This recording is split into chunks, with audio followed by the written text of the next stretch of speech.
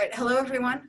This is a re-recording of Amelia Barber's talk from the very first microbial pathogenesis training seminar series because I messed up the recording. So everything else will be the same, but Amelia has kindly agreed to re-record the first few minutes of her talk, and then you will notice the splice as we fix it.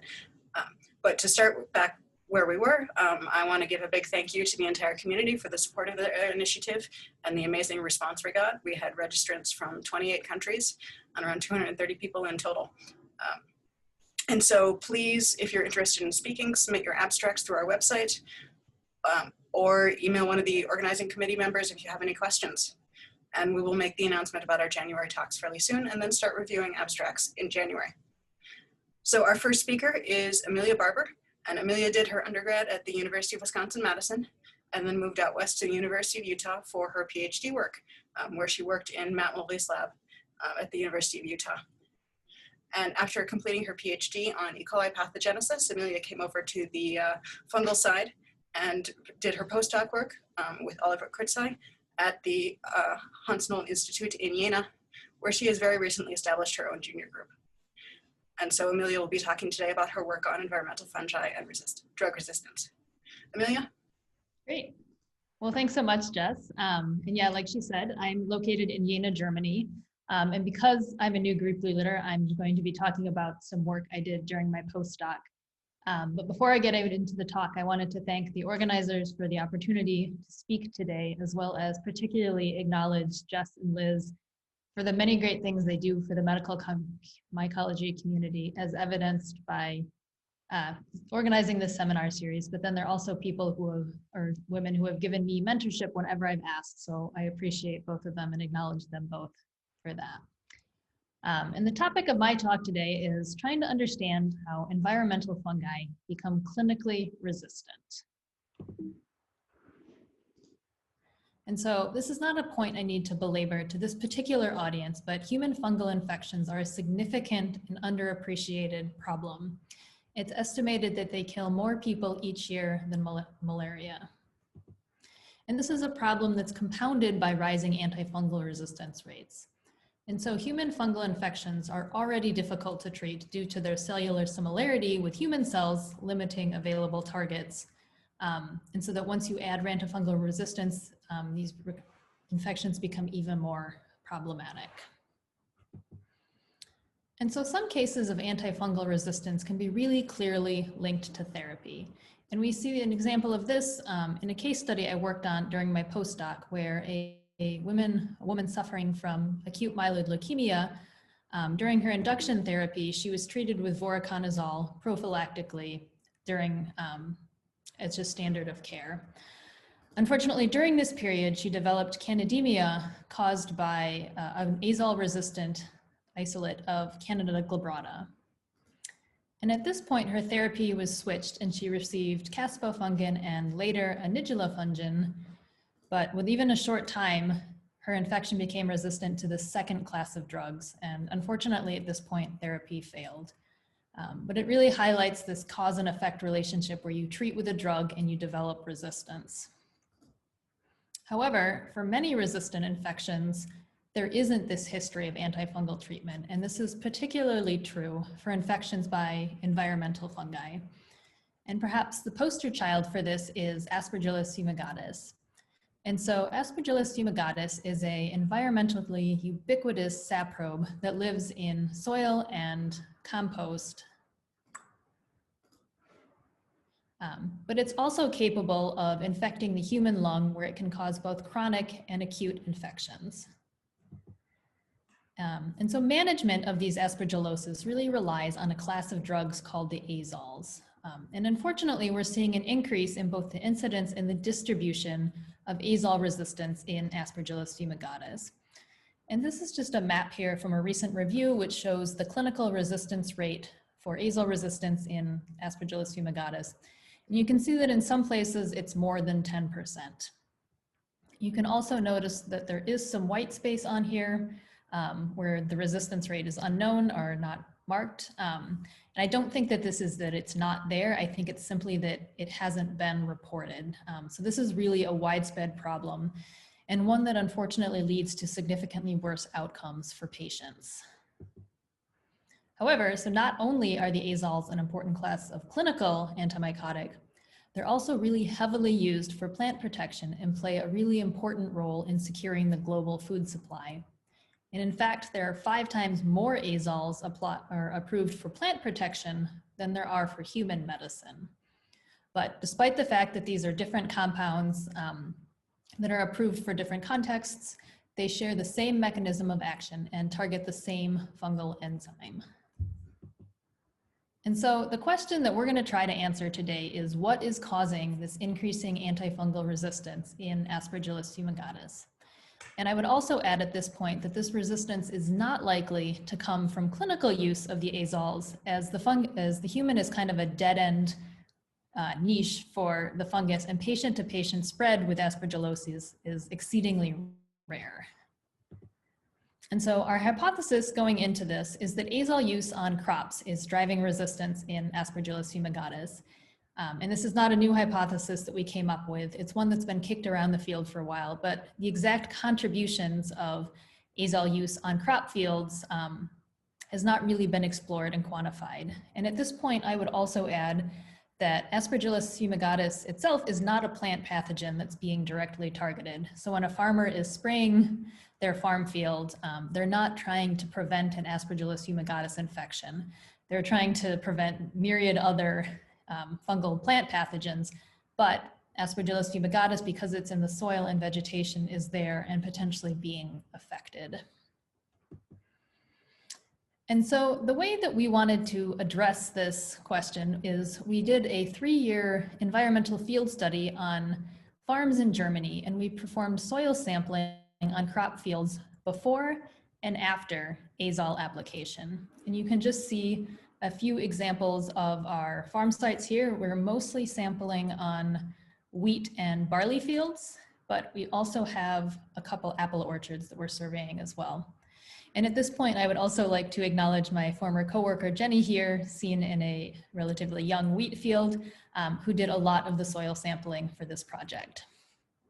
And so the first question we wanted to know before we even started this study is, are these farm sites that we've selected in representative areas of Germany in terms of azole and fungicide usage? And to answer that question, we dug into publicly available land use data as well as fungicide data and estimated the fungicide usage for every district in Germany. And that's what's shown in the center map here, where you can see our farm sites are indicated by these triangles, and then the color indicates kind of the estimated fungicide usage for each district. And you can see that all of our districts are in regions of Germany that are in average to above average fungicide usage. So we're really sampling a representative area of Germany in terms of fungicide usage. And so how much Aspergillus fumigatus is in soil and what happens to this field population following fungicide treatment?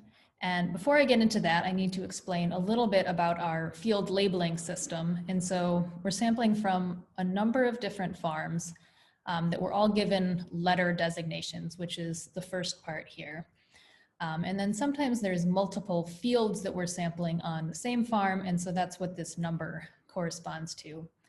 And we're going to be measuring Aspergillus fumigatus abundance as the CFU per gram of soil. And so if we look on farm fields in April, before any sort of fungicide is applied, you can see that even within one field, there's a range of CFU, as well as between fields, there's also some variability. But perhaps more strikingly, if you come back in July and survey these same fields after fungicide exposure, we generally find that there's less Aspergillus fumigatus there. And we think that this is really related to fungicide application and not a seasonal thing, because when we don't see this trend on an organic field. And so here we're going to be looking at a field month by month, and you can see that compared to what's there in April, as soon as fungicides start being applied, we can see a decrease in the amount of Aspergillus fumigatus that's there. However, once you kind of allow for a washout period and then come back in October and November, you can start to see the fungus levels coming back. And this is not a trend we saw on an organic field that's not being treated with any sort of chemical fungicides during the same period. So we generally see this reduction in Aspergillus fumigatus abundance on crop fields following fungicide exposure. However, I will say that environmental data is messy and this is not a universal trend. And so we sampled over multiple years and not all fields show this trend. And even the prevalence can vary from year to year, where some years it's almost all of the fields and then other years it's less than half of them. So we would say, well, fungicide abundance is associated with it. There are clearly other factors that also influence how much Aspergillus fumigatus is present on a field. So what about resistance? That's perhaps what we're most interested in. And we're going to start looking at that in the context of whether a fungus either can grow or is inhibited in the presence of difenoconazole. And difenoconazole is a very commonly applied agricultural fungicide. And we're going to be testing this at a concentration that mimics the MIC90, or a concentration that should inhibit roughly 90% of our isolates. And so if we look at the before time period, we can see that most of our isolates are inhibited and can't grow at this concentration. However, when we repeat this with isolates that were isolated from after fungicide exposure in the growing season, we now see that significantly more fungus can grow. And so this is aggregated data from all of our fields, but you can also look at the field by field trend, and we can see that almost all of our fields show this increase in the amount of isolates that can grow or tolerate in a set concentration. And this trend is fairly stable. We've seen this, we've done this with multiple azoles in multiple years and find the same trend. But you might notice that I'm being very careful not to say resistance. And that's because for these agricultural drugs, we don't really have a break point in the clinical sense to say this is when therapy would start failing. So instead, I would say that we see reduced susceptibility after the growing season and fungicide exposure. And so for most of our kind of this field study, we can't actually sample the exact same field over multiple years because due to modern agricultural practices, often they rotate fields and so if you came back to the same field the next year, there might be nothing growing on it. But we do have a couple apple orchards, which we can sample over multiple years. And here we also notice something interesting. And we're going to be looking at growth in the presence of another commonly applied agricultural azole called tebuconazole. And here we can see that if we look in the spring before the growing season and fungicide exposure, we can see a relatively few isolates can grow at our set concentration. But when we come back after the growing season and fungicide exposure, more of them can grow. But then if you come back to that exact same field in the spring again, it's kind of reset and the rate is lower again. And so one of the things we're actively working on is trying to figure out whether these are the same isolates that have acquired kind of a transient and unstable resistance, or whether there's new isolates that are coming in to reduce the susceptibility in this population. And so I've showed you data saying that we see, an increase in the number who can grow at this set concentration. And the next thing we wanted to answer is if they are gaining some or a decrease in susceptibility, is it a little bit or are they gaining the ability to tolerate a large amount of this drug? And so we answered that question by actually defining the minimum inhibitory concentration for these drugs. And here, if we start with difenoconazole, we can see that we do see this upward shift in the MIC curve when you compare strains from before to after fungicide exposure. But the other thing you can really appreciate in this view is actually that there are many isolates that don't change. So the median value remains unchanged. And the strains that do change, they really only change one dilution fold. So it's not a significant change in susceptibility, even if sometimes it's statistically significant. And so here we see this with two different agricultural azoles, but we can also see this when we look with two medical azoles, itraconazole and voriconazole. We see the same trend. And the other thing you might notice is, so here we have an actual clinical breakpoint where we can say this is where things are resistant. This is where patient therapy starts to fail. And you can see that very few of our isolates are anywhere near that point. And even when you see this MIC shift, it's still way below, or it's still several logs folds below the clinical breakpoint. And if you sum that up numerically, you can see that actually only 1 to 3% of all of the agricultural Aspergillus fumigatus isolates that we obtained over these 3 years would be considered clinically resistant, which is quite low and very good news for patients. And so I showed you data saying that we do see some decrease in the amount of Aspergillus fumigatus that's present in the soil associated with fungicide exposure. And we do see some modest decrease in susceptibility. But the next thing we wanted to answer is what happens at the genomic level, and are there genomically heritable changes that could be in this population following fungicide exposure? And I realize that maybe not everybody in this audience is used to listening to population genomics, so I will try and do my best to explain this, but if I fail, you can leave with the takeaway that we don't see any significant and consistent genomic impact on fungal diversity following fungicide application. And one of the ways we looked at this is through something called analysis of molecular variation. And this basically says for all of the genetic variation that's present on a population, say on all the isolates on farm B, sorry, I should have said we did whole genome sequencing on this. This is what the data is coming from. So for all of the genetic variation that's on a population, where is it coming from? And we can see that for all of the fields, the majority of the variation that's there is coming kind of from strain level variation or within sample. We can also see that a smaller but still statistically significant amount of variation is coming at the population level and between samples. And this very tiny gray bar that you probably cannot see is the amount of variation that can be explained by fungicide exposure and whether samples are from before or after fungicide exposure, really saying that we don't see any sort of significant change in genetic diversity associated with fungicide exposure. And another way you can look at that is through nucleotide diversity, or pi. And this is basically, pi is a measure of the amount or the degree of genetic polymorphism that's present in a population, say on farm B. And here we also don't see any clear trend or difference when we compare before and after across these different farms. Leading to us the conclusion that even though we do see some modest changes in susceptibility, we can't find anything at the genetic level that says there's a difference.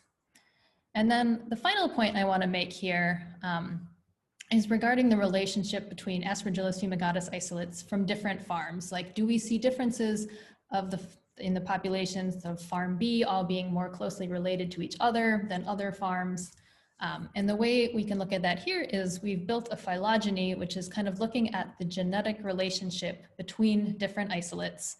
And then on the top, you can see some additional information about these strains. So what farm they were from, whether they were collected before or after fungicide exposure, and then some additional information about whether they are resistant or not. And I think you can immediately notice that there is no pattern. We don't see any of the farms coming together and clustering together. We don't see any of the time periods coming together. And we also quantified this more exactly using a correlation matrix between their physical geography and their genetic difference. But we don't see any sort of relationship between time points, geography, and genomic background. And then the very last point that I will go through is we can also quantify the relationship between farms using some metrics like before. And so if we look at pi, which was this measure of genetic polymorphisms within the population, we see rather similar levels of genetic diversity between our 4 different farms. And then the final piece of data that I'll show is something called the fixation index, or FST. And it's really looking at if you have 2 farm populations, say farm B and farm E, is there a significant genetic separation between these? And for all of these, the answer is no. So we don't see any sort of genetic differentiation of the Aspergillus fumigatus isolates between different farms in Germany. And so our final conclusion from this 3-year field study is that we don't find significant evidence that azole fungicide use on crop fields in Germany is significantly driving clinical resistance. And our evidence for this is that really a very small fraction of the isolates that we pulled out of the soil would be considered clinically resistant. It's 1 to 3%, as well as the fact that we don't see any sort of genomic impact on these isolates. And so I think this is a valuable message for trainees, that it's okay for your hypothesis to be wrong. And in this case, it actually is very, it's negative data, but it's good news that we can keep using the azoles on crops and keep having food for the world to eat while still preserving the activity of the azoles for clinical use. And then other people in the field are also doing some work showing that I think, while this might not be driving it, there are other environmental hotspots that can still be contributing to resistance, such as material preservation, where they use much higher concentrations of azole compared to foods that we have to eat. And then the final point I want to end on is, so I've really just talked about, resistance in one organism, but I think it's bigger than that. And so the environment itself is really just a large reservoir for fungi that can gain the potential to infect humans and become pathogens. And resistance is one tool that can allow this. And I think we've seen this, unfortunately, with Candida auris, an organism that nobody had really heard of 10 to 15 years ago, but then has emerged, and resistance was implicated in the emergence of this new disease. And so today I've told you about some work I did during my postdoc, but as of October, I have my own group, and I just wanted to give you a little taste of what my group will be doing in the future. And we have kind of two areas of interest that we're going to be focusing on. And one of them is understanding how genomic diversity, both within a species as well as between species, translates to phenotypic variation as well as variation in pathogenicity. And then the other part of what we're going to be working on is trying to understand how environmental fungi and their ecological interactions, particularly with other microbes, shape their virulence in humans. And the funding for my group comes from a really interesting funding initiative in Germany called Balance of the Microverse, which is bringing together microbiologists from kind of plant science, human medicine, to try and understand microbial communities and the role they play in our world. And so with that, I will just acknowledge the people who were involved with the study, particularly my former postdoc supervisor, Oliver Kurtzei, as well as the other partners who helped. And the funding for this study was provided by Infect Control. This is my current funding. And I would also put in a plug to say we are a new group and we are hiring. So you can see our lovely academic campus here. We're located here. And if you are interested in what you heard today, shoot me an email. So I will stop sharing. All right, thank you very much, Amelia. That was a wonderful talk. So we'll take questions for both Amelia and Jose at the end. So please enter them into the chat. We have a number coming in already. And in the interest of expediency, I will pass it off to Liz, who's going to introduce Jose. All right, it's my pleasure to introduce Jose Vargas Munoz. Jose is an assistant professor at Southern Illinois University in the Department of Microbiology. He obtained his bachelor's degree from the University of Puerto Rico, Mayagüez in 2012 in industrial biotechnology with Carlos Rios Velazquez. And he did his PhD at Duke University in the laboratory of Bill Steinbach. His postdoc was with Amy Gladfelter at UNC, and he finished that just recently and started his lab at Southern Illinois. Jose's research is focused primarily on fungal cell shape, particularly the cell wall, and its relevance to drug targets in the context of Aspergillus fumigatus, which we just heard about.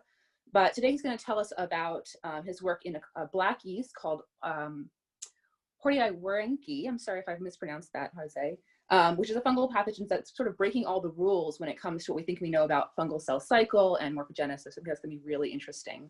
I also just want to plug that Jose is chair of the student presentation subcommittee for the Society for the Advancement of Chicanos, Hispanic, and Native Americans in Science, which is a society with 8,200 members. And it's got a really useful website if you're in that demographic. And it includes links for jobs and training. And they also have a virtual conference that they had in October, and all the talks from that are available on their website. So if you're interested in more learning opportunities, that's a great resource for you. And that's sacnas.org, SACNAS.org. All right, Jose, with that, if you want to share your screen. Right. Thank you Take for it that away. lovely introduction. Let me see if I'm doing this well. Right. Let me see. There we go. All right. So thank you for that lovely introduction. I'm Jose. I use the pronouns he, his, and him.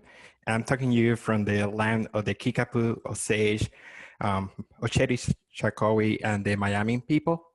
And today, the way that I'm structuring this is a little bit of where is my research program, and then a little bit of a really preliminary data Horseshoe with Niki, which is a really cool polymorphic gist that we have been isolated from different marine environment. So as Dr. Barber mentioned before, fungal pathogens are really turning to human life. There is a significant mortality and rate of infection associated with fungal infection. However, this kind of disease have been heavily underfunded, under-researched, and underappreciated, and significant research have been gone into some small major fungal pathogen like Aspergillus fumigatus, Candida albicans, Cryptococcus neoformans. So even though that we're exploring this and we have come up with therapeutics, it's becoming more difficult to treat. As Dr. Barber mentioned, there's persistent that are coming out, and there are new organisms that are starting to infect humans, like the trail Candida auris, that before COVID-19 infection started, it was making headlines because it's this really dangerous fungal infection that we didn't have any effective treatment to treat. And there have been several outbreaks happening across the United States, in particular, my now home state of Illinois, where we are seeing nursing home having a lot of infection and not being able to treat them. But this is also not only for novel pathogens. Candida albicans is a normal associated pathogen with like thrush and candidemia. It's also becoming more difficult to treat because they're developing drug resistance. And Aspergillus fumigatus, that is one of the line of research that my lab is specialized, is becoming also more resistant to azole drugs, which is the primary line of therapeutics. So my lab is really interesting in looking at this mechanism of resistance, but on top of that is how we can improve the treatment that we have available and what other molecular components we can actually target to develop new novel drugs. So I'm combining basically both my postdoctoral training and my graduate training. I'm really interested in trying to understand shape. And the reason behind it is because shape dictate function in cells, and fungi also have all this wonderful and beautiful diverse morphology that they need to be able to survive and adapt to the environment. But shape is also really key for pathogenesis. For example, in Candida albicans, you have multiple different shapes. For example, the yeast that is normally associated with dispersion, pseudohyphal that is usually associated with a biofilm, and then you have the hyphae, which is the component that helps and facilitate this fungus to invade tissue. Another fungal pathogen, Cryptococcus neoformans, also alter the shape and cell size to be able to adapt to the host. So you normally have these like yeast cells that are present in the lung, and they migrate to the brain, what they call severe meningitis, but they also have these titan cells that Liz actually studied that allow the fungus to persist inside of the lung. So our pathogen model is Aspergillus fumigatus. It also goes through these shapes changes. So the infection cycle starts when it explorates in the environment, which release these conidia that are easily aerosolized, and we can breathe it in. Oh, apparently when somebody gets in, it doesn't let me move forward. When they get inhaled, these conidia are so small that they can reach the terminal alveoli. And when they get to that area, they find the right environmental cue where they can break dormancy. So you're a patient that is immunosuppressed. You will recruit immune cells into the site of infection. They will be in not regulated immune reaction, and that will cause damage. But also, if you're a patient that are suffering of neutropenia, then these fungi start growing in massive amount and then causing severe disease called invasive aspergillosis. So I'm coming from a place that, okay, we understand these key morphological aspects that are important for fungal pathogens, but how we can basically further our basic knowledge and trying to find more broad principles of fungal morphogenesis, fungal pathogenesis, and how we can better understand it. So when I was a postdoc with Amy Gladfelter, we decided to like trying to look for organisms that challenge our preconceived idea of why is fungal growth and cell growth in general. So the environment that we decided to look at was the marine environment. So if you're just like me, like a Caribbean boy, you would be thinking about like going to the beach as your way to like relax and decompress and distress. And you just sit at the beach, hear the wave, and just sip on piña coladas. But this is a really challenging environment for marine fungi. One, most of the fungi are fairly sessile, so they have to be at the right buoyancy that they can find the organic compounds that they need to be able to grow. They're going to be constantly exposed to UV radiation, and there are going to be changes in salinity that can affect their ability to grow. So we hypothesize that this environment will actually enrich for really unique biology. And even though that we normally think about fungi as terrestrial organisms, they have been found all over the marine environment. So they have been found as pathogens of animals as well as phytoplankton, like normally you will see in the lake. They also are important saprophytic organisms that they can degrade the dendritis and the marine snow. They have been found in hydrothermal vent in a really deep sea sediment. So there's signature of fungi all over the marine environment, but we don't really have a clear understanding what they're doing into the environment and where's their role. So we expect that the marine fungi, due to all these challenges, they will be enriched for unique adaptation, as I mentioned. And this is just a brief sample of spore morphology. Compared to air, water has a different fluid dynamics, and that will enrich for different kind of spore shape compared to the one that you would need to disperse in the air.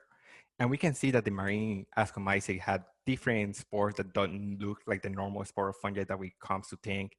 They also seems to be enriched with this kind of like appendages, and they are usually really sticky, so allow them to like stick to driftwood. So we see that there's unique adaptation to this environment. And we found 4 yeasts that they were really particular. This one is Horsia wernickeii, that is the subject of my studies. And what is really interesting that it has both mode of division. So basically have a cetacean event in the middle that kind of like resemble what you see in fission yeast. And then from the poles, you start seeing like there is bone division similar to like Cryptococcus neoformans, Candida, or Saccharomyces cerevisiae.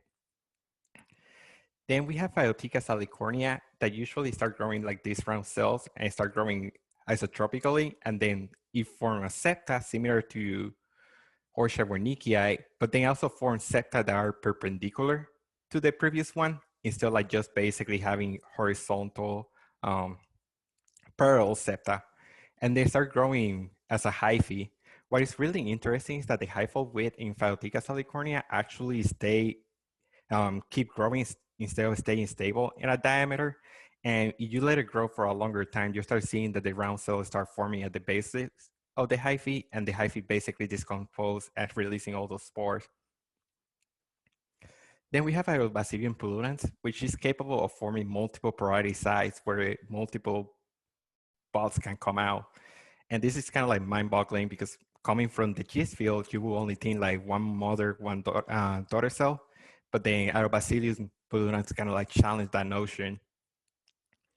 And then last but not least, we have Nufia petricola, which grow by relative rapid budding, but this bud cell doesn't actually separate. So you kind of like have the best of both worlds, like it grows as a budding mechanism, but still can cover the area like a filamentous fungus. So I got really interested into Horsia wernickeii when I was a postdoc. And now that I'm in my independent research program, I'm really fascinated by it because Horsia wernickeii can actually infect humans. So most of the cases are tinea nigra. So it's like this cosmetic infection. It's fairly asymptomatic. It's not problematic.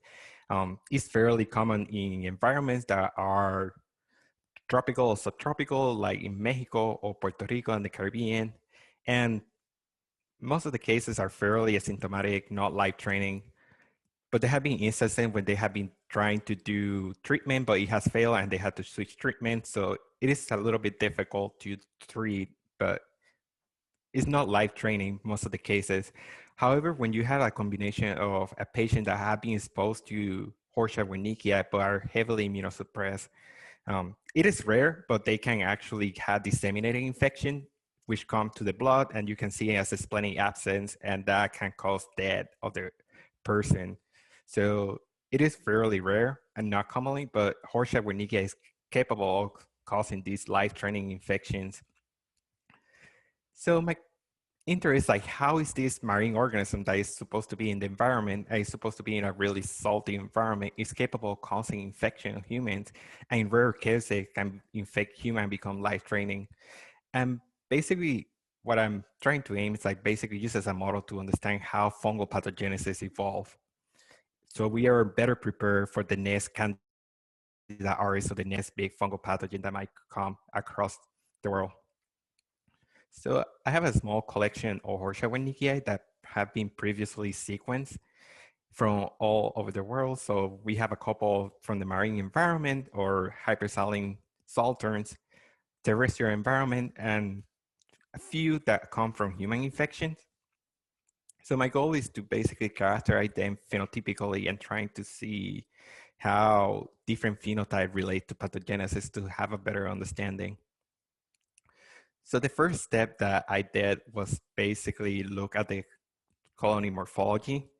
And what is striking to me is that when you look at the ones that come from patients, they seem more filamentous compared to the other environmental isolates. And this one is still from for a patient, but this was more of a superficial infection rather than a more invasive infection. So I decided to try to look at more at the microscopy in the cell to see and appreciate better what the cell types are present. And the pathogens, again, one of them is like exclusively grow as a filamentous fungus. One of them has a combination of both yeast and filamentous, and then the superficial one is mostly yeast. So what I sought to do is like basically trying to determine how this Horsia is causing infection, and based just by the morphology, my first hypothesis was it's probably morphology. So we can use the Horsia that is being expressed in different genes to alter the morphology and put in this organism called Galleria meronella. That's a really host system that we can test fungal pathogenesis in a big scale. I'm basically trying to look how pathogenesis result. So my working hypothesis when I started this experiment is that because I saw that filamentous Horsia are coming from patients, and also filamentous is really important for host tissue invasion, I expected to see more death on the filamentous one compared to the yeast. And that was my working hypothesis, but I was wrong. So, and you can kind of guess it from the title of my talk. So what I observed is that one of the filamentous fungi, the filamentous Horsia, actually can cause death. And this is the one that has the mixture of yeast and filamentous. But then we see other ones that we see that they grow exclusively in play as yeast that are capable of causing severe systemic infection of the Horsia wernickeii that are fairly lethal. So when I was as a postdoc, I did a serious experiment, and Horsia morphology is actually dependent on their environment.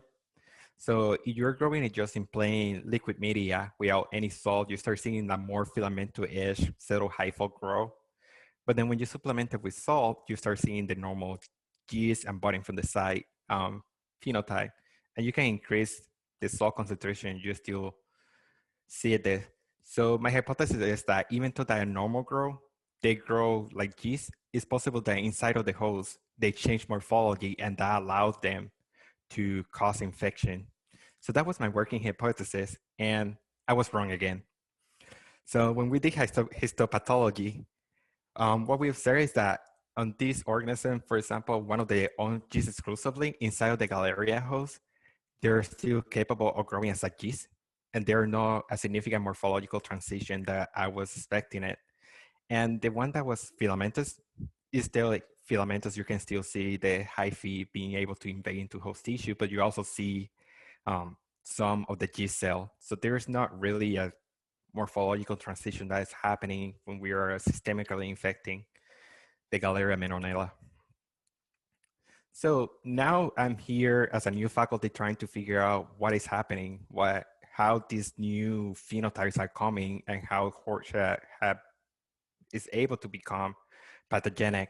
So the first thought that comes to my mind, beside like mutation, is like it probably sex when you mix all the genome and you can basically spread it out, you can get new novel phenotype that involve pathogenesis and evolution. This is a image from a bioarchive paper by Colin Roth and Paul McGuinney at Duke.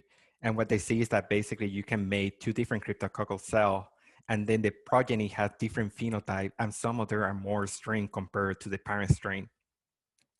However, work done before by Nina Sinderman Gunden and Jason Steig have shown that Hortia is mostly clonal and fairly sterile, like all the mating type loges have lost a couple of the genes. So probably sex is not involved in this process of like imaging phenotype and pathogenesis. Another possibility is just genome instability. This is fairly well characterized in Candida albicans. For example, Todd and Solmecki have shown that basically copy number variance changes in response and tolerance of different drugs. So this is a possibility that can happen in Hortia winnicii, but my favorite hypothesis is basically hybridization. So this is a recent paper from Jake Trainee and the Roca's lab when they basically saw that there is some hybrids of the Aspergillus genus. So basically you have two different species basically mating and forming a hybrid.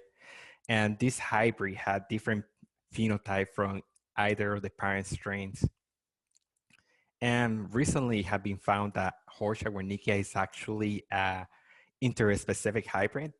So what I'm thinking that is happening is that we have all these different hybrids that are coming from Hortia wernickeii, and they basically, by the hybridization, they acquire new properties that allow them to become pathogenic. So this is, again, work that have been previously published. What they see is that there are two haploids, and these haploids, I tested them, and they're non-pathogenic. And they're some point in the history, they hybridize and they form new Hortia. So this one here is actually pathogenic, while the strain that is labeled here as the strain B is non-pathogenic. So now I have like a really neat system where I can do comparative genomics and trying to figure out what genes might be involved, what are the transcript level, and trying to like tease how this hybridization actually impact phenotype as well as pathogenesis of this really interesting yeast. So that's where I am right now. And finally, my lab is set up and I can start doing experiments on growing Hortia now. And hopefully in the couple of years, I have an answer or a better understanding of this process. But if there is a message that I want to drive home is that deepening our knowledge of Hortia wernickeii and other wild fungi will lead us to a better understanding of how pathogenesis involved in fungi. And having this knowledge will prepare us for the next emerging fungal pathogen that be causing infection and possibly show multi-drug resistant. And before I went to move to an acknowledgement, I love septin cytoskeletons, so I wanted to give a shout out to the septins.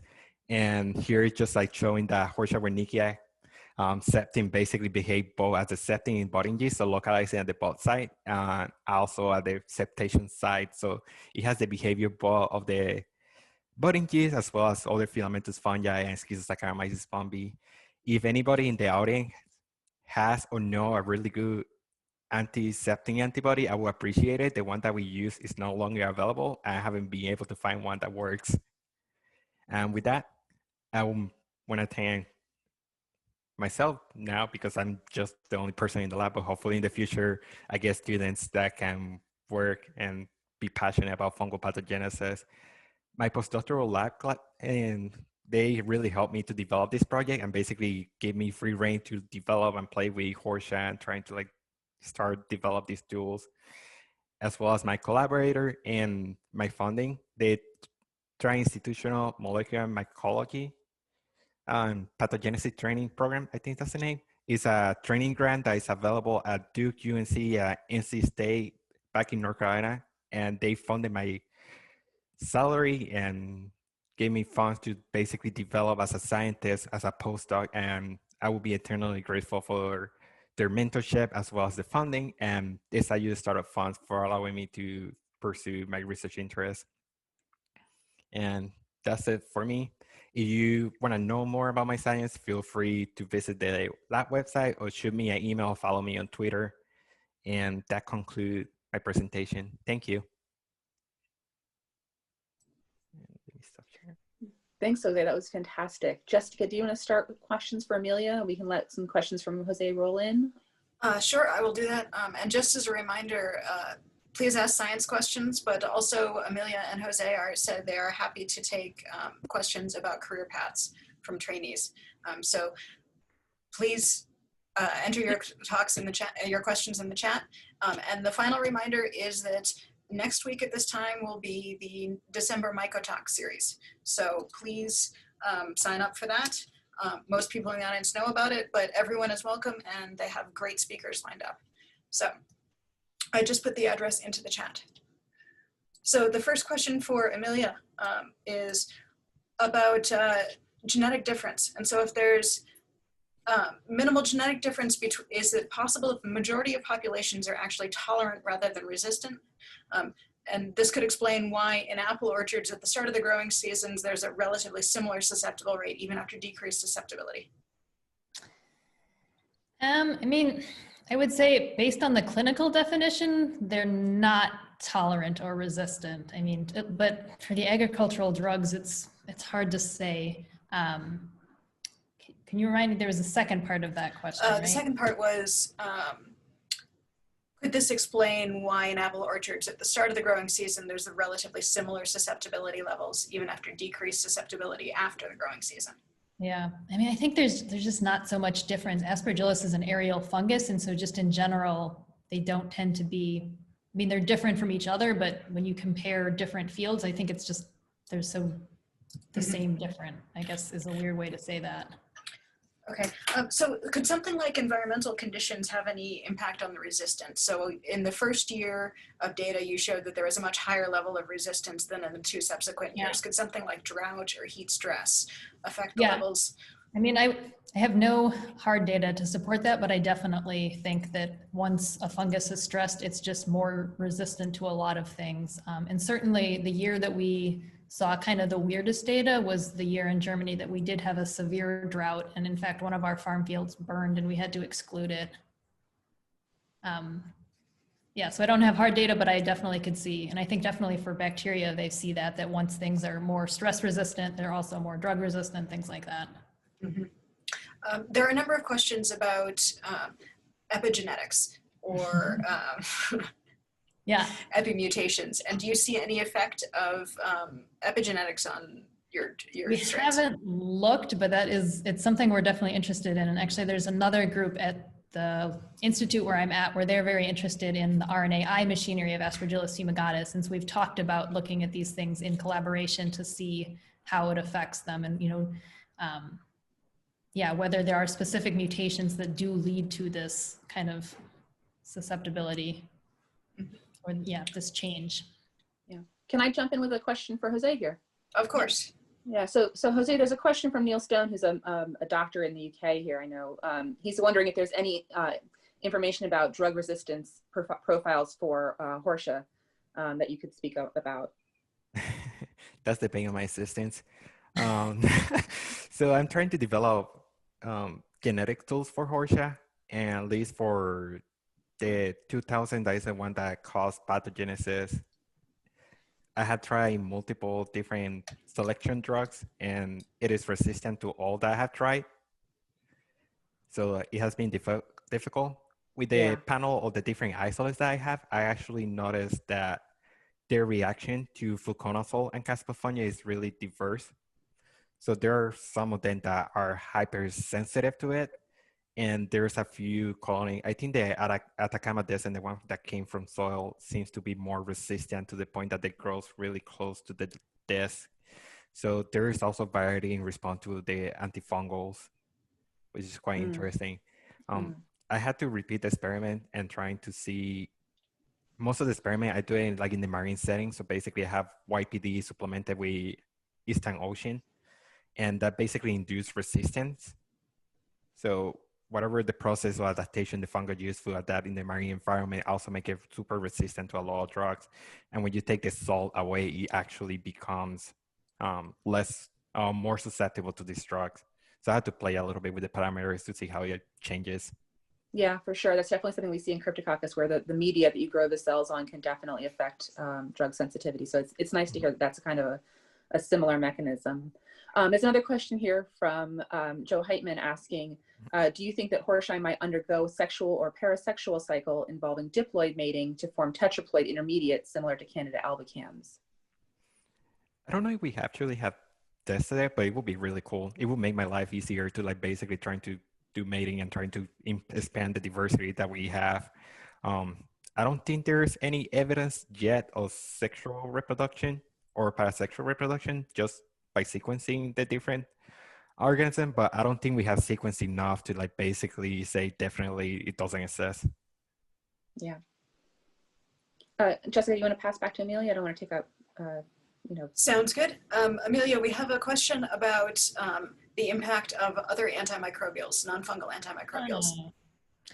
Yeah, so we started to do a little bit of that. So we first started by checking whether the resistant isolates kind of also co-evolved resistance to other classes, and we don't see any of that for the clinical antifungals. We checked the candins and amphotericin B, but we have not checked the agricultural azoles, and that's something that I think would be very interesting to look at to see. Actually, I think Michelle Momani has a paper on bioRxiv where they did that, and they she might actually be able to comment on that. But for us with the clinical, we don't see any kind of co-evolved evolution. There's also a question about general growth and fitness in the isolates, especially the resistance versus non-resistant isolates. We have not checked. The literature would suggest for the canonical resistance mutations in CYP51A, those don't tend to confer a big fitness cost or benefit, but in our isolates, we haven't checked specifically. Okay, and what type of CYP51A mutations do you see? Well, if you're a CYP51A connoisseur, I have a graph I can show. But so for the environmental ones, it's mostly kind of the famous ones, the TR34, L98H, as well as the TR46. For whatever reason in Germany, we mostly have the TR34. But I would say that actually what we find in the fields in Germany is actually quite different than what we find in the clinic. And so I'm also associated with the German National Reference Center for Fungal Infections. And the CYP51A mutations that we see in that population, even though they're from very similar areas, are quite different. All right, so and then I was going to kick it back to Liz. Okay, great. So there's two questions here. One's from Michelle Momany, one's from Crystal Chung, asking sort of about what does disease look like? So Michelle's curious of whether or not we see animals with infections from Horshayi, or like marine animals in particular. And Crystal wonders if infection with Horshayi causes a person to become more susceptible to other fungal infections, and if this leads to downstream health complications as opposed to acute infections. All right. So for Michelle's Momany question, we have seen Horshayi associated with other organisms.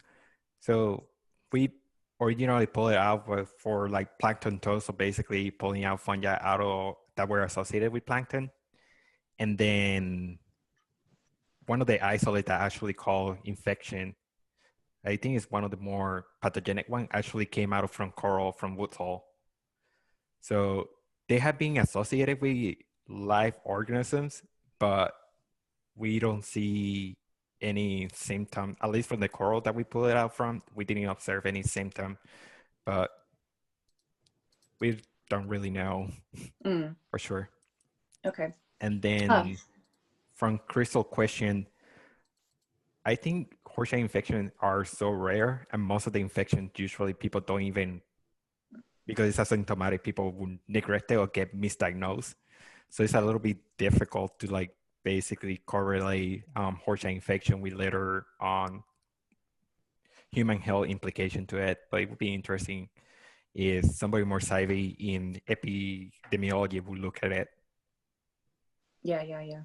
There's another question here from Matthew Blanco, asking sort of a different kind of tack. He says, have you looked at the production of secondary metabolites at all? It looks like there might be some differences in the exudate droplets produced by the pictures and the plates that you showed in the clinical and non-clinical isolates. And I also wanted to ask whether or not, for my own interest, whether you see differences in melanization. It looked like the two clinical isolates were not melanized, whereas the other ones were. If you can talk more about some of the other phenotypes that are associated with these guys. Sure. So when I was playing with the genome of one of the isolate, I actually used anti-smash to try to look for secondary metabolite. It seems to have at least 12 or 13 biosynthetic gene clusters. So it is possible that they are other secondary metabolites that Horsham might be using. And this is coming from the genome of SF2000. That is one of the pathogenic ones, or at least that cause infection and death in the Galleria meronella. I haven't tried with any of the other isolates to see if they have difference in the biosynthetic pathway. However, most of these pathways were either, two of them were like basically melanin, so each one of the different genome, and then a bunch of them were just orphan biosynthetic pathway that we're not sure what might be producing. And then for melanin, yes, there's a little bit of difference. Most of them tend to be, at the time that I imaged, it was on day 5 post-inoculation. So a lot of them tends to be more green, olive, kind of like coloring. And then the filamentous ones tend to be more whitish. So I don't know, it's just that the hyphae doesn't produce the melanin, it's just the yeast, or it's a combination of both.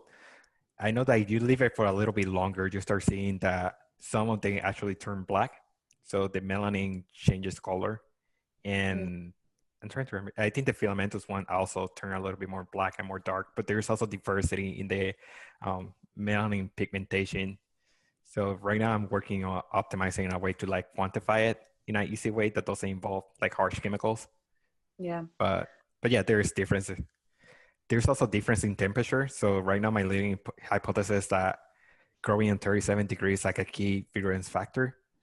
And I don't know how many of you have listened to Arturo Casadevall speak about temperature as a mammal defense against fungal infection. And I think that's one of the key phenotypes that Horsham needs to adapt to cause infection, because we're growing them at 37 degrees to mimic systemic infection.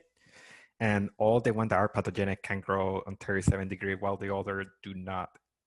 So we're basically testing every phenotype that can come up to our mind that is important for pathogenesis. Yeah. I think we're coming right to the end of our time. Jessica, do you want to conclude anything? So thanks everyone. We'll take a few more questions for those who want to hang out, but also please go to our website if you're and submit abstracts or sign up for our mailing lists. We'll send all the announcements for the January talks over Twitter into the mailing list. And as I said at the beginning, we'll start reviewing abstracts in January. So if you're interested in giving a talk in the future, please submit. We love to hear from everyone from clinical researchers to people doing basic science on fungal pathogens and everything in between. Yeah. I just want to add a huge thank you to Jose and Amelia for kicking this off. It was really great talks, really interesting, yes. Huge amount of positive feedback in the chat. I hope you guys are getting to see that. It was just really, really great. Thanks a lot. Yep, and we will post talks online. Yes. So we'll tweet out and send out the address when those are available. And so another question is on career path. So Amelia, Crystal Chung asks, says that she thinks it's incredibly exciting that you moved from the States to Germany, and how did you make that happen? Did you find it difficult to go through the application process? And were you limiting your career search just to Germany, or did you apply to a multitude of countries? Okay, so I'll start with maybe the last one first. I'm American, but I wanted to do a postdoc in Europe. I felt like it would be a fun opportunity to live in a different country and then also see that, you know, how the other other parts of the world do science. And I would say that it has been different. Like there definitely is some slight, but noticeable differences in how, science is done in Europe versus Germany. Regarding if it was hard, I would say it's similar, but different. I mean, so I don't know if you're a PhD student now or a postdoc. I would say there's less postdoc positions in at least Germany than the US, but it's definitely possible. So I did a mix of cold calling labs that I was interested in, throughout Europe, as well as applying to posted positions. And the one that I actually ended up choosing was a posted position, but I interviewed also with some other ones. Is there more to that question or no? No, I think that covered the question. So there's another question. I can't remember whether I asked you about whether you see any aneuploidy in your resistant isolates or not, and whether you think there's any effect of ploidy. Yeah, so I didn't talk about this. Fungi.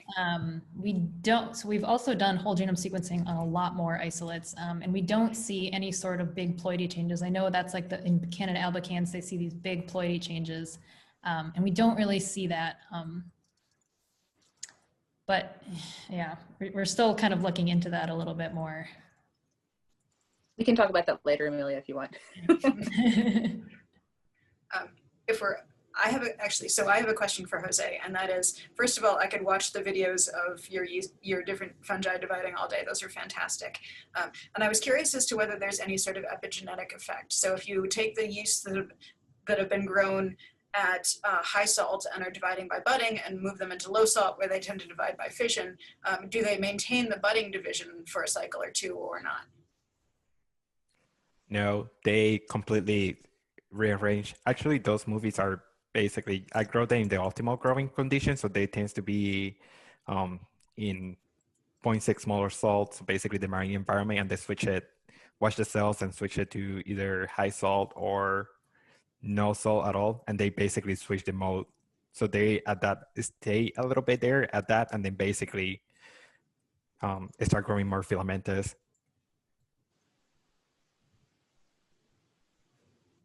I don't know if that answered your question, but yeah, no, they're beautiful. Thank you. Yeah. All right. Any other questions in the chat? There's one question for Amelia about compost hotspots. Have you seen that one? Yeah. Oh, right. Thank you. Yeah. Yeah, so that's kind of a blind spot of our study, is that we didn't sample compost. I will say that not all of the farms that we were sampling on have compost for whatever reason. But yeah, there is a lot of data coming out saying that something about compost where there's just a lot more fumigatus. There's just not so much fumigatus in soil compared to compost, where it goes through this high heat phase, and Aspergillus fumigatus can really outcompete other microbes. And so if you have a resistant organism, it can really proliferate to high levels in a way that in the soil it doesn't. But yeah, we haven't looked at that, but it's something definitely that would be interested to follow up on. Yeah, for sure. I think both of you guys are demonstrating the sort of the power of, once you have a diversity of isolates from a number of different sites around the world, there's a huge amount of sort of comparative genomics that you can do to learn about history and evolution. It's really, really powerful approaches. Yeah. And then we sort of touched on this earlier, but Amelia, Joe Heitman's asking about epimutations that might, whether you see any epimutations that might form in some isolates that results in the loss of ERK3. Yes, we haven't looked at that, but I am definitely interested to follow up on that. And we have, like I said, sequenced a huge number of genomes. So now we have 250 sequenced. And so that's something that we can look at. I think in the chat, you mentioned a specific gene. So I will go look at that and I can be in touch about that. All right. If anyone has any more questions, feel free to turn on your cameras and ask them too.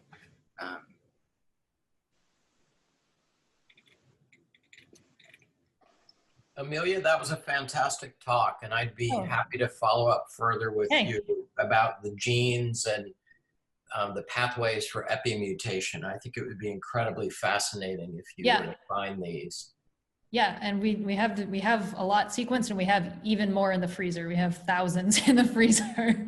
So yeah, we can be in touch about that. That would be really great. Fantastic. I'll follow up with an email. And thank you for giving such a scintillating talk today. I really appreciate it. My pleasure. All right, thanks everyone. I think this was a great first session, and I'm Yeah, excited thank you about so our much. speakers in the Really, future. really fascinating. Well, thank you to Jess and Liz for organizing. This was a really great initiative. Our pleasure. Thank you all. All right. Great. Bye. Bye.